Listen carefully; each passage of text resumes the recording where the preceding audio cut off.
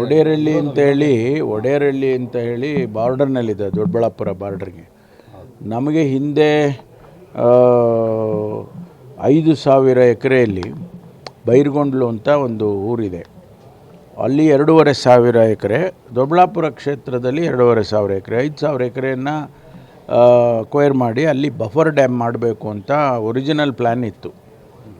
ಆ ಪ್ಲ್ಯಾನು ಮಾಡಿದಾಗ ಹಿಂದಿನ ಸರ್ಕಾರದವರು, ನಮ್ಮ ಮಾಧುಸ್ವಾಮಿಯವರು ಕೂಡ ಇರಿಗೇಷನ್ ಮಂತ್ರಿ, ಜಿಲ್ಲಾ ಮಂತ್ರಿ ಇದ್ದರು.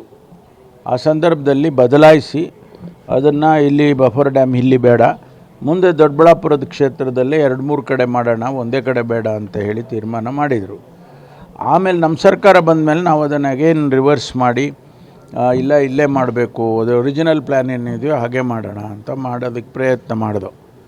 ನಮ್ಮ ಅಲ್ಲಿನ ಆ ಭಾಗದ ಬೈರ್ಗೊಂಡ್ಲು ಭಾಗದ ರೈತರು ಬೇಡ, ಇಲ್ಲಿ ನಮ್ಮ ಜಮೀನೆಲ್ಲ ಹೊರಟೋಗುತ್ತೆ, ಬೇಡ ಮಾಡಬೇಡಿ ಅಂತೇಳಿ ನಾನೊಂದು 7-8 ಮೀಟಿಂಗ್ಗಳನ್ನು ಮಾಡಿದ್ದೇನೆ. ಅವ್ರ ಜೊತೆ ಮಾತಾಡಿ ರೈತರ ಜೊತೆ ಎಲ್ಲ, ಅವರು ಆಗೋದೇ ಇಲ್ಲ, ಬೇಡವೇ ಬೇಡ ಅಂತೇಳಿದು ನಾವು ಅದನ್ನು ಡ್ರಾಪ್ ಮಾಡಿದೋ.